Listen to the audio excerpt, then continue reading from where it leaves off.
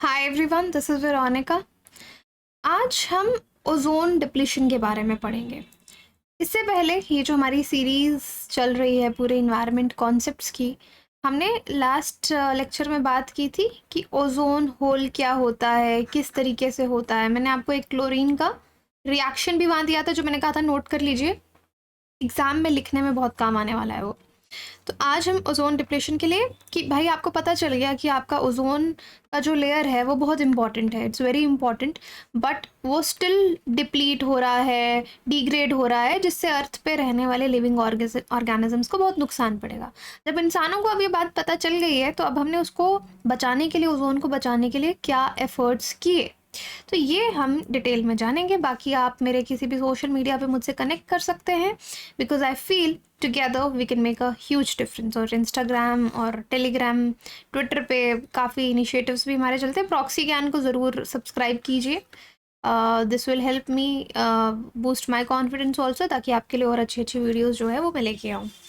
Importance prelims mains दोनों में ही environment का बहुत है, क्योंकि इन्वायरमेंट का ओवरऑल जो नंबर ऑफ क्वेश्चंस हैं वो इंक्रीज हो गए हैं in your prelims as well as mains. तो यहाँ पे हम शुरू करेंगे वायना कन्वेंशन से। वैसे मैं आपको बता दूँ, स्टैटिक का भी कोर्स आएगा। अब बहुत सी नॉर्मल सी बातें होती हैं जो मैं आपको डिस्कस करूँगी। आपने कॉन्फ्रेंस सुना होगा, इन्वायरमेंट में कॉन्फ्रेंस हुई, अभी जैसे G20 समिट हो रहा है, राइट, समिट होते हैं आपके। देन आपकी ये वायना कन्वेंशन लिखा है मैंने, और वायना कन्वेंशन हो गया, ठीक है। उसके बाद आपके प्रोटोकॉल्स होते हैं, जैसे कि आपका मॉन्ट्रियल प्रोटोकॉल हो गया। तो इनमें क्या डिफरेंसेस हैं ये मुझे ज़रूर बताइएगा कमेंट सेक्शन में। नहीं पता तो आने वाली वीडियो में कभी हम इस टॉपिक पे भी डिटेल में डिस्कस करेंगे। कॉन्फ्रेंस क्या होती है, समिट क्या होता है, कन्वेंशन क्या होता है, this is very very important. Okay, चलिए फिलहाल अभी इस पे नहीं आऊँगी मैं, ये मैं आप पे क्वेश्चन छोड़ती हूँ, कॉमेंट सेक्शन में ज़रूर बताइएगा।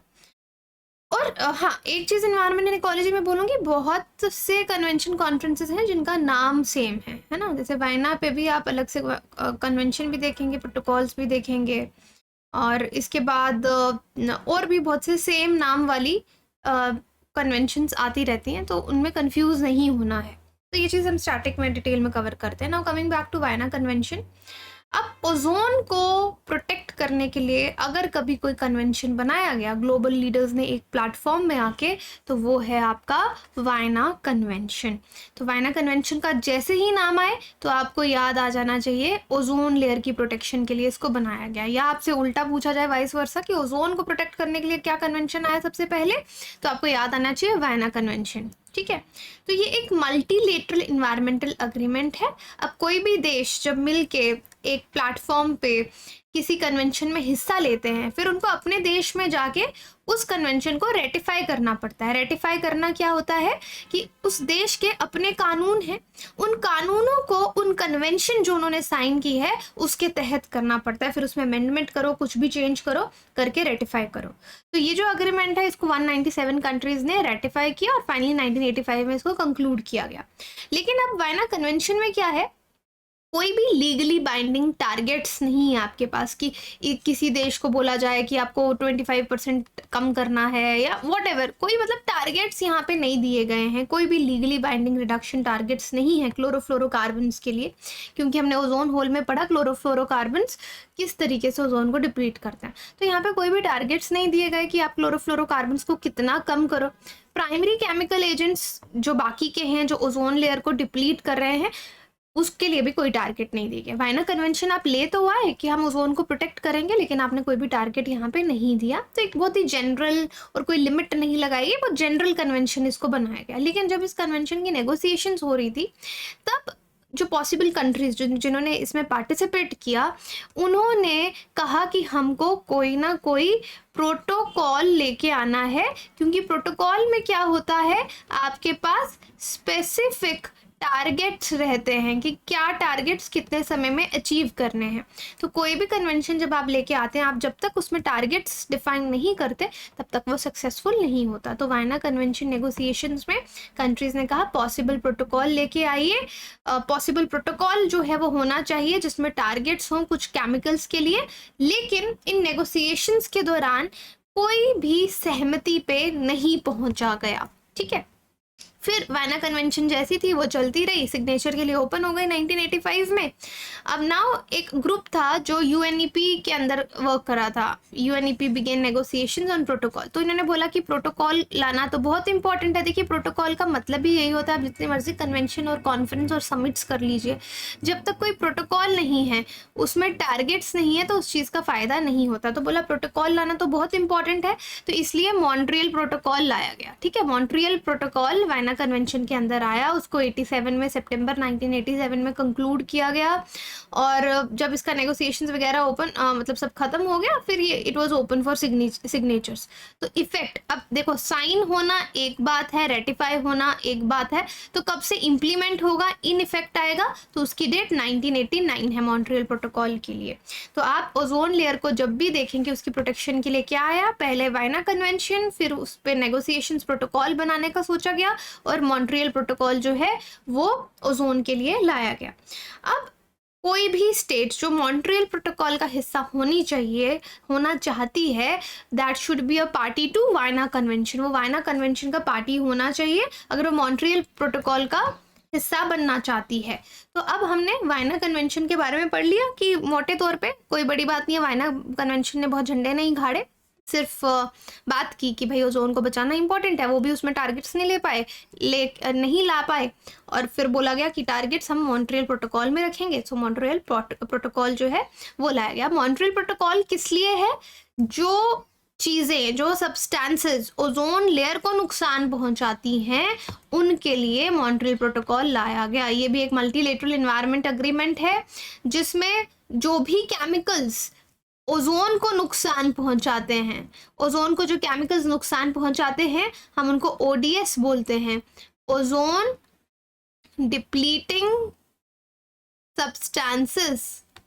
ओके, उनको ओडीएस कहा जाता है कि जो भी केमिकल्स हैं उनके कंजम्पशन को, उनके प्रोडक्शन को, उनके कंजम्पशन को रेगुलेट किया जाएगा। किन चीज़ों को, कि कहाँ पे वो बन रहे हैं, कितने बनेंगे, कितने समय तक बनेंगे, प्रोडक्शन प्लस किस तरह से वो यूज़ हो रहे हैं, उनका कंजम्पशन, उन पे थोड़ा सा निगरानी जो है वो रखी जाएगी, उनको रेगुलेट किया जाएगा। 1987 में इसको अडॉप्ट किया गया।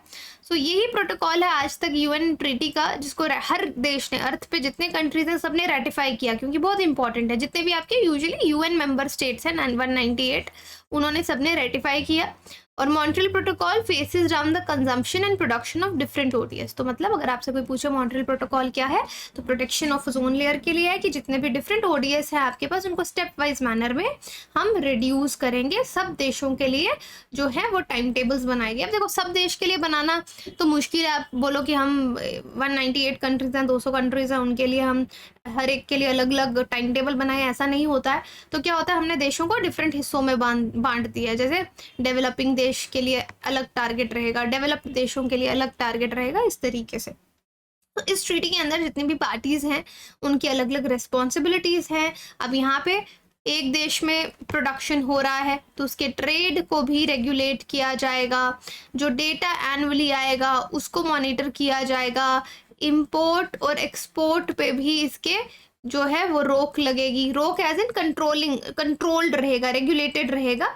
तो एक बहुत ही प्यारा कॉन्सेप्ट एनवायरनमेंट इकोलॉजी में हम पढ़ते हैं, इक्वल बट डिफरेंशिएटेड रिस्पॉन्सिबिलिटीज। तो यहाँ पे ये लिखा है, इसको नोट कर लीजिए ये line, equal but differentiated responsibilities. इनका क्या मतलब होता है, ठीक है। तो जैसे मैंने आपको बताया, हर देश के लिए अलग टारगेट लेके आना हमारे लिए पॉसिबल नहीं है, राइट। तो अब क्या किया जाता है ना, कि जब हमने उनको दो हिस्सों में देशों को बांट दिया, दो हिस्से क्या हो गए, डेवलपिंग देश और डेवलप्ड देश, ठीक है। ये डेवलपिंग है, ठीक है। दो तरह के आपके पास देश आ गए। अब क्या है, डेवलपिंग देशों और डेवलप्ड में फर्क क्या है, कि जो डेवलप्ड कंट्रीज हैं उन्होंने, वो पहले से ही मॉडर्न है, डेवलप्ड है, काफ़ी समय पहले से इंडस्ट्रीज फैक्ट्रीज उन्होंने लगा दी थी, तो उन्होंने बहुत ज़्यादा पोल्यूशन किया, वो अपना पोल्यूशन करके तो बहुत एडवांस हो गई। लेकिन जो अब डेवलपिंग देश हैं, जिनको आज वक्त है, इंडिया जैसा देश भी, हम अब ये एमिशंस करने लगे हैं, तो आप दोनों पे सेम रूल्स लागू नहीं कर सकते। है ना, क्योंकि आपको पता है कि इन डेवलप्ड देशों ने ज़्यादा नुकसान किया है, तो इनको हम कम टाइम देंगे कि अगर कुछ फेस डाउन करना है, कोई चीज़ कम करनी है, बोलेंगे तुम्हारे पास टाइम कम है। डेवलपिंग देशों को फिर भी थोड़ा ज़्यादा टाइम देंगे, क्योंकि इन्होंने बहुत लेट डेवलप होना शुरू किया, बहुत लेट एमिशंस करना शुरू किया। तो इसलिए इक्वल बट डिफरेंशिएटेड रिस्पॉन्सिबिलिटीज का मतलब है सबको बराबर रिस्पॉन्सिबिलिटीज दी जाएंगी, लेकिन डिफरेंशिएटेड रहेंगी, थोड़ी अलग रहेंगी। कि सपोज अमेरिका का कहा कि कोई चीज़ आपको 2050 तक बंद करनी है, तो इंडिया को शायद वो 2070 तक का टाइम दे देंगे। सो जस्ट एग्जाम्पल आपको समझाने के लिए बता रही हूँ कि इस लाइन का क्या मतलब है इक्वल बट डिफरेंशिएटेड रिस्पॉन्सिबिलिटीज का, कि जो दोनों ग्रुप कंट्रीज के हैं उनका जो टाइम टारगेट हैं या मेजरेबल कमिटमेंट्स हैं, वहां पे थोड़ा सा रिलैक्सेशन डेवलपिंग कंट्रीज को दिया जाता है। That is what we call equal but differentiated responsibilities. Now another is multilateral fund. बार बार हम बोल रहे हैं कि मल्टीलेटरल अग्रीमेंट है, मल्टीलेटरल फंड है। तो मॉन्ट्रियल, अब कोई भी आप अग्रीमेंट लेके आएंगे, कोई भी कन्वेंशन दुनिया का लेके आएंगे, तो आप समझिए मनी इज वेरी इंपॉर्टेंट। जब तक उसको लागू करने के लिए आपके पास पैसा नहीं है तो वो कभी सक्सेसफुल नहीं होगा। तो मल्टीलेटरल फंड जो है मॉन्ट्रियल प्रोटोकॉल का, वो इसको इस्टेब्लिश किया गया कि इस पैसे से, इसमें जो पैसा आएगा उससे मॉन्ट्रियल प्रोटोकॉल की जो भी रिक्वायरमेंट्स है वो पूरी की जाएंगी। जो भी फाइनेंशियल, दो तरह की रिक्वायरमेंट्स होंगी किसी चीज़ को लाने के लिए, एक तो पैसा फाइनेंशियल, तो अगर फाइनेंस नहीं है तो टेक्नोलॉजी दीजिए, है ना, टेक्निकल रिक्वायरमेंट्स, वो असिस्टेंस कंट्री जो पार्टी कंट्रीज हैं उनको दी जाएंगी। तो यहाँ पे आपको याद रखने वाली बात है जो थोड़ा सा फैक्ट, कि मल्टीलेटरल फंड एक्टिविटीज जो है वो 4 इंटरनेशनल एजेंसीज मिलके चला रही हैं। ये 4 इंटरनेशनल एजेंसीज हैं, UN environment programme, UNDP United Nations development programme, UN industrial development organisation और वर्ल्ड बैंक। ये मल्टीलेटरल फंड आपका चलाएंगे। अब मॉन्ट्रियल प्रोटोकॉल जैसा पहले आया ओरिजिनली, उसके बाद इसमें कुछ चेंजेस करने की ज़रूरत पड़ी। जब भी कोई चेंजेस होती हैं उनको हम क्या बोलते हैं, अमेंडमेंट्स। तो the changes in these protocols are known as amendments. Usually भी आपने ये वर्ड सुना होगा। तो सबसे पहले हम पढ़ते हैं लंदन अमेंडमेंट क्या है। अब यहाँ पे जो ozone depleting substance and emissions हैं उनको scheduled by requiring the complete phase out of CFCs, halons and carbon tetrachloride by 2000 in developed countries and by 2010 in developing countries. तो यहाँ पे थोड़ा सा इन्होंने क्या बोला कि जो क्लोरोफ्लोरोकार्बन है भाई उनको बिल्कुल फेस आउट करना पड़ेगा। 2 शब्द हैं यहाँ पे, फेस डाउन और दूसरा शब्द है फेस आउट। ठीक है, फेस डाउन करना क्या होता है कि धीरे धीरे कम करते चलो, फेस आउट हो गया कि बिल्कुल बैन, खत्म करो, उसको नहीं यूज करना है। ठीक है, तो यहाँ पे डेवलप्ड देशों को टाइम दिया गया, बोला कि तुम 2000 तक करो, 2000 तक और 2010 तक का टाइम डेवलपिंग कंट्रीज को लंदन अमेंडमेंट में दिया गया। इसमें एक और मिथाइल क्लोरोफॉर्म है, उसको भी लिस्ट में ऐड किया गया कंट्रोल्ड ODS में। और face out with face out in developed countries targeted in 2005 की 2005 में उसको भी आपको फेस आउट करना है डेवलप्ड देशों को, और डेवलपिंग को 2015। ये एक नया लिस्ट, क्योंकि इन्होंने ओजोन डिप्लीटिंग सब्सटेंसेस की तैयार की थी, उसमें पहले मिथाइल क्लोरोफॉर्म नहीं था, अब मिथाइल क्लोरोफॉर्म भी ऐड कर दिया गया। इसके बाद आप मॉन्ट्रियल में, ये मॉन्ट्रियल के अमेंडमेंट्स पढ़ रहे हैं। लंदन अमेंडमेंट के बाद कोपेनहेगन अमेंडमेंट 1992 में आया। इसने बोला कि और तेज़ी से फेस आउट करने की ज़रूरत है, और इसमें फिर लिस्ट और इंक्रीज की गई। क्लोरोफ्लोरोकार्बन्स को फेस आउट करने के लिए कहा गया डेवलप्ड देशों को बाय 2004। इसका अग्रीमेंट में जितने भी आपके CFCs हैं, हेलोन्स हैं, कार्बन टेट्राक्लोराइड है, मिथाइल क्लोरोफॉर्म है, इनको टारगेट किया गया कंप्लीटली खत्म करो इनका यूज बाय 1996 डेवलप्ड देशों में।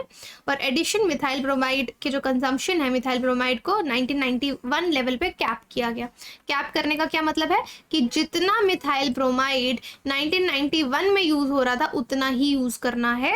ये चीज़ कोपेनहेगन अमेंडमेंट में आई, उससे ज़्यादा आप उसका प्रोडक्शन कंजम्पशन इंक्रीज नहीं कर सकते। नेक्स्ट इसमें मॉन्ट्रियल अमेंडमेंट आई 1997 में।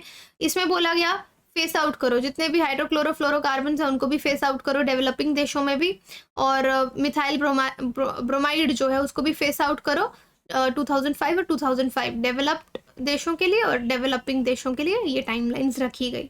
फिर उसके बाद बीजिंग अमेंडमेंट आया, जिसमें बोला कि और ज़्यादा प्रोडक्शन ट्रेड जो है इनके उन पर कंट्रोल इंक्रीज करो, कहीं इलीगली इंपोर्ट एक्सपोर्ट ना हो रहा हो, यूज़ ना हो रहा हो।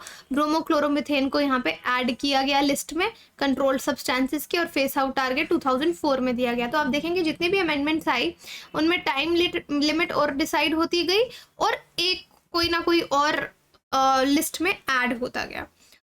कोई ना कोई और सब्सटेंस जो कि ओजोन डिप्लीटिंग सब्सटेंस है। नाउ किगाली अमेंडमेंट क्या है? कुछ और ग्रुप ऑफ सब्सटेंसेस जैसे कि हाइड्रोफ्लोरोकार्बन्स हमने बोला इनको इंट्रोड्यूस किया गया था एज नॉन ओजोन डिप्लीटिंग। अब देखो ये समझने वाला है, इसका डिफरेंस समझना किगाली क्या है।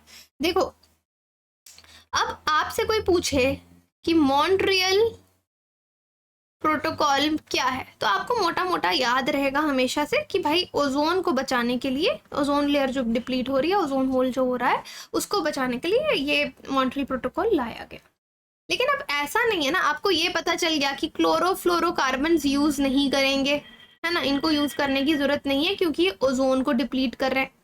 अब आप कोई और सब्सटेंस लेके आते हो, लेट्स से आप सब्सटेंस लेके आए एक्स, ठीक है, आप बोलो ये यूज करो क्योंकि CFCs आपके फ्रिज ACs यहाँ पे यूज हो रहे हैं, ठीक है, तो बोला कि आप इसको यूज करो, ये बिल्कुल ओजोन को खतरा नहीं पहुंचाता, ठीक है, बिल्कुल ओजोन को खतरा नहीं पहुंचाता है। लेकिन बाद में आपको पता चले कि ये सब्सटेंस ओजोन को तो खतरा नहीं पहुंचाता बट ये ग्लोबल वार्मिंग कर रहा है ना, तो क्या इसको यूज करना सही है? ओजोन तो बच गया but what about global warming? तो ऐसा ही कुछ हुआ, इन्होंने देखा कि हाइड्रोफ्लोरोकार्बन्स HFCs को इंट्रोड्यूस किया गया था CFCs की जगह, कि HFCs जो हैं ये X, बेसिकली मैं HFCs की बात कर रही हूँ, कि जो हाइड्रोफ्लोरोकार्बन्स जो हैं ये नॉन ओजोन डिप्लीटिंग है, मतलब ये ओजोन को डिप्लीट नहीं करते, ठीक है। तो जो CFCs हैं, HCFCs हैं, हाइड्रोक्लोरोफ्लोरोकार्बन्स, इनकी जगह क्योंकि ओजोन को डिप्लीट करते हैं आप HFCs यूज करो, HFCs इंट्रोड्यूस किए गए, ठीक है, एयर कंडीशनर्स में, रेफ्रिजरेटर्स में, फोम्स में, एरोसोल्स में, बाकी प्रोडक्ट्स में। अब यही बात कि ये ओजोन को तो डिप्लीट नहीं करते HFCs, लेकिन इनका ग्लोबल वार्मिंग पोटेंशियल जो है वो बहुत हाई है, 12 to 14,000 depending upon what HFC you are using, वो बहुत ज़्यादा ग्लोबल वार्मिंग करते हैं। तो बोला यार आप ओजोन तो बचा रहे हो मॉन्ट्रियल में, लेकिन ओजोन को बचाते बचाते जो आप HFCs लेके आ गए उससे दुनिया का ग्लोबल वार्मिंग आपने इंक्रीज कर दिया।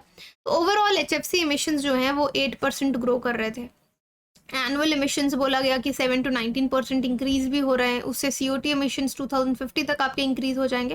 अनकंट्रोल ग्रोथ जो है HFC एमिशंस की हो रही है। देयरफॉर अब चैलेंज ये है कि ग्लोबल टेम्परेचर को आप इस सेंचुरी में 2 डिग्री सेल्सियस के नीचे अगर रखना चाहते हो तो HFCs का कुछ ना कुछ करना पड़ेगा अगर आप क्लाइमेट सिस्टम को बचाना चाहते हो। ऐसा नहीं है ना कि HFC ठीक है ओजोन को तो बचा रहा है बट दूसरी तरफ ग्लोबल वार्मिंग करता जाए। तो अब जितनी भी पार्टीज है मॉन्ट्रियल प्रोटोकॉल की वो इस अग्रीमेंट पे आई। 28th मीटिंग जो पेरिस पार्टीज की हुई रवांडा में, किगाली, तभी इसका नाम किगाली रखा गया क्योंकि रवांडा किगाली में ये मीटिंग हुई कि आज जो हाइड्रोफ्लोरोकार्बन्स हैं उनको देखो फेस आउट नहीं लिखा है, फेस डाउन किया जाए। किगाली अमेंडमेंट में ये कहा गया। तो इसको लिस्ट ऑफ कंट्रोल सब्सटेंसेस में डाला गया कि रिडक्शन इनकी 2040 तक 80-85% इनको कम करते चलो। तो फर्स्ट रिडक्शन डेवलप्ड देशों का एक्सपेक्ट किया जा रहा था 2019 में और डेवलपिंग देशों का कि HFC का कंजम्पशन लेवल 24 में आप फ्रीज कर दो और 28 में कुछ नेशंस को 28 तक का टाइम दिया गया। सो द पाथवे अगर ये फेस डाउन करने HFCs तो ये है कि जितने भी सब्सटेंसेस जिनका ग्लोबल वार्मिंग पोटेंशियल बहुत हाई है उनका ऑल्टरनेटिव आपको ढूंढना पड़ेगा, जिनका लो GWP हो। एनर्जी एफिशिएंट टेक्नोलॉजीज आपको चाहिए रहेंगी, स्मार्ट अप्रोच आपको लानी पड़ेगी। तो ये चीज़ हुई कि क्लाइमेट का को बेनिफिट हो, ऐसा नहीं कि एक चीज़ को देख रहे हो एक कन्वेंशन में और दूसरा नुकसान किए जा रहा है।